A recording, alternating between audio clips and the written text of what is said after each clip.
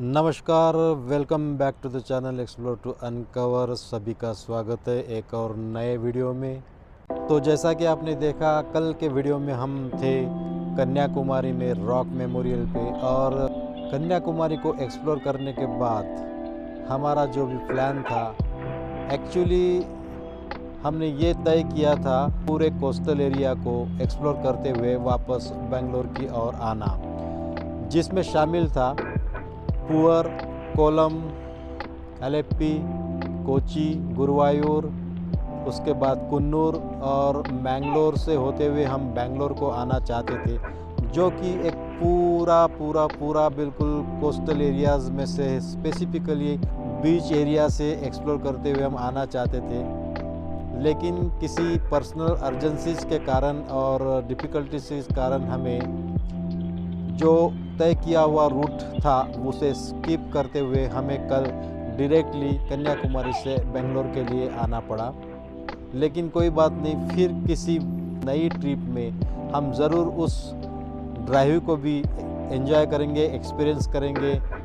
Overnight journey करीब हमको करना पड़ा और 12 आवर्स की जर्नी में हम बेंगलोर पहुंच गए, जो कि 670 किलोमीटर्स का डिस्टेंस था कन्याकुमारी से बेंगलोर। और ऐसा बहुत कुछ कवर करने के लायक नहीं था, शेयर करने के लायक नहीं था। सीधा रास्ता, अगर वो कोस्टल एरियाज़ के रोड से आते थे तो शायद हमें बहुत कुछ एक्सप्लोर करने को मिलता, बहुत कुछ देखने को मिलता, जानने को मिलता। तो बढ़ते आज के टॉपिक पर। अगर आप विदर्भ महाराष्ट्र से ताल्लुक़ नहीं रखते और आपको शहरों का बढ़ता हुआ रौद्र रूप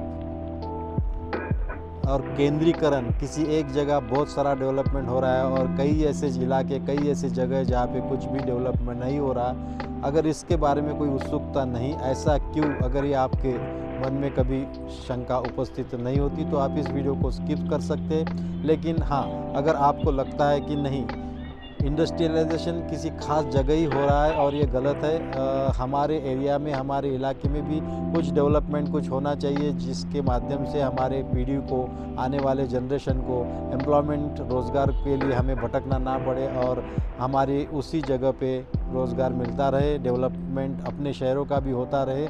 तो ऐसा क्यों नहीं होता, इसके बारे में अगर आपके मन में उत्सुकता हो तो आप इस वीडियो को कंटिन्यू कर सकते हैं। इस वक्त जहाँ पे मैं खड़ा हूँ, कहते हैं यहाँ 15 साल के पहले कुछ भी नहीं था। 15 साल यानी बहुत ज़्यादा समय नहीं हुआ। 15 साल यानी वही समय जिस वक्त मिहान, आपने नाम सुना होगा, नागपुर में जैसा मल्टी मॉडल और उसको प्रोजेक्ट किया गया था किसी समय पहले, कुछ समय पहले। बहुत बड़ा प्रोजेक्ट, बहुत बड़ा इंडस्ट्रियलाइजेशन और बहुत बड़ा डेवलपमेंट का ख्वाब हम सभी को दिखाया गया था, जिसके माध्यम से ज़मीनों के भाव उस वक्त आसमान छूने लगे थे। हर किसी को, महाराष्ट्र, विदर्भ को ये सपना लगा।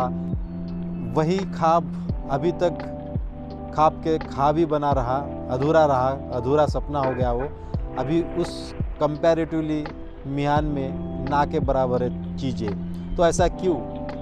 15 साल के पहले अभी तक वहाँ पे बहुत छोटी मोटी कंपनियों ने अपना ऑफिसेस खोला, अपना एस्टेब्लिशमेंट किया, और कुछ 2-4 गिने चुने कंपनी का ही वहाँ पे बड़े पैमाने पे डेवलपमेंट हुआ है, शुरुआत हुई है।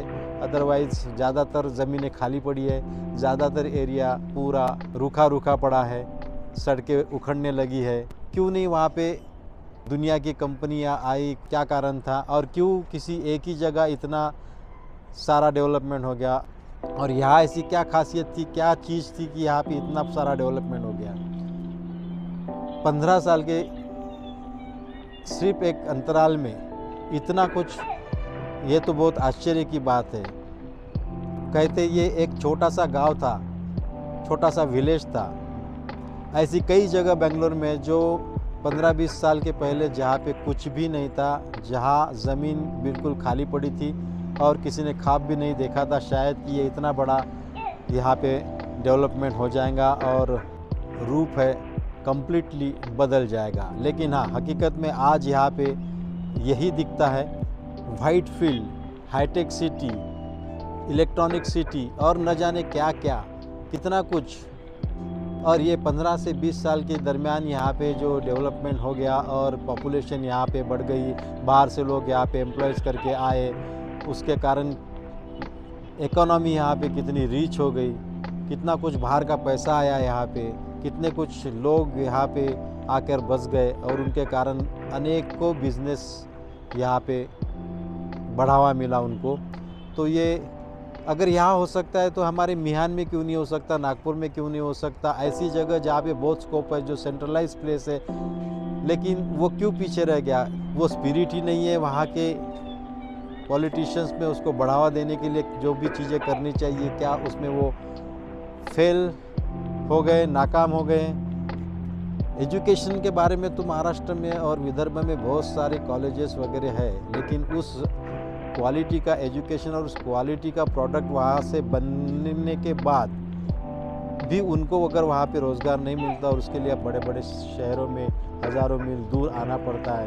तो कहते हैं बेंगलोर की जो पॉपुलेशन है वो अभी फ़िलहाल 1,30,00,000 के दरमियान है, जिसमें सिर्फ 30% लोग यहाँ के प्रॉपर लोग हैं और 70% लोग यहाँ पे माइग्रेट होके आए हैं कहीं ना कहीं दूर से, पूरे हिंदुस्तान से। सामने ओरेकल कंपनी दिख रही है, इधर प्रेस्टीज ग्रुप ऑफ न जाने कितने ऑफिसेस है, कितनी कंपनियों के ऑफिसेस है। यहाँ पे इस बिल्डिंग में करीब करीब 9,000 एम्प्लॉय काम करते हैं, ऐसा समझ में आया।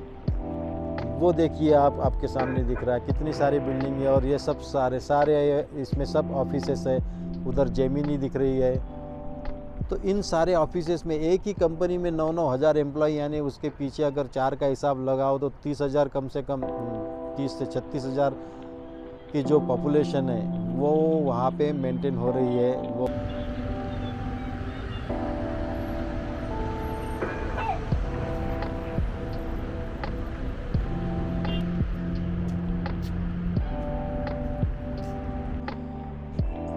हालांकि अभी तक बेंगलोर में पूरी तरह मेट्रो फंक्शनल नहीं हुई है। बहुत जगह तो काम शुरू ही है मेट्रोस का और बहुत सारा डेवलपमेंट का काम शुरू है, लेकिन फिर भी यहाँ की जो आईटी सेक्टर और जो इंडस्ट्रियल बूम है वो आसमान छूने लगा।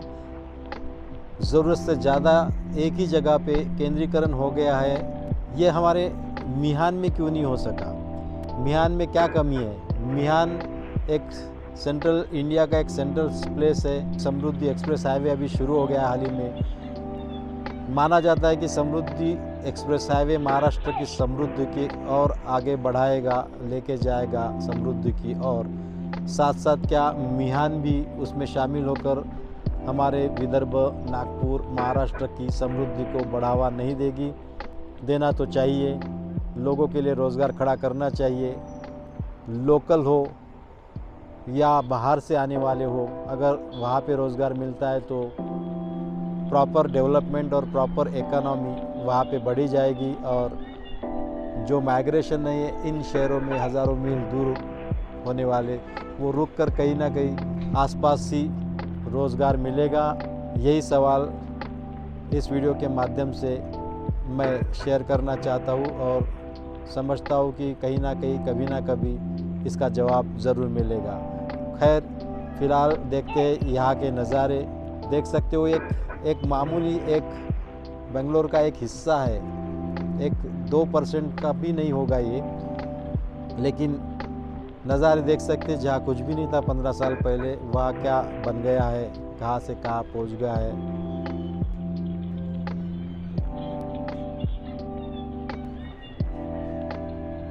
इसी आशा के साथ आज का टॉपिक कुछ हटके था, लेकिन आई होप कि यू लाइक। जब सवाल मेरे मन में आया मैंने वो यहाँ पे रखने की कोशिश की आज की वीडियो में, एक अलग टॉपिक रख कर। आई होप कि आपको भी ये पसंद आया हो और ऐसा क्यों, इसका जवाब आप भी तलाशते होंगे। पिन डाउन कीजिए कमेंट में। और आपको क्या लगता है, क्या होना चाहिए या नहीं होना चाहिए? काम के लिए कहीं भी जाना ज़रूरी है, लेकिन अगर वो काम एक ही जगह केंद्रित हो जाए, वो डेवलपमेंट एक ही जगह बलून जैसा फूंकता जाए, या हमारे देश में जितने भी बड़े बड़े शहर है, जितने भी कैपिटल प्लेसेस है, वहाँ कुछ ना कुछ तौर पर उसका विकेंद्रीकरण होके वहाँ पर भी कुछ डेवलपमेंट इस तरह हो। इसी सवाल के साथ, इसी सोच के साथ अब यहाँ रुकते हैं। मिलते हैं नए वीडियो में। अब रिटर्न जर्नी में कहाँ हम जाएंगे ये जल्दी तय करेंगे और फिर मिलते हैं आपसे नए वीडियो के साथ, नए शुरुआत के साथ। तब तक के लिए जो भी हो, जैसे भी हो, मस्त रहो, खुश रहो। Thank you for watching.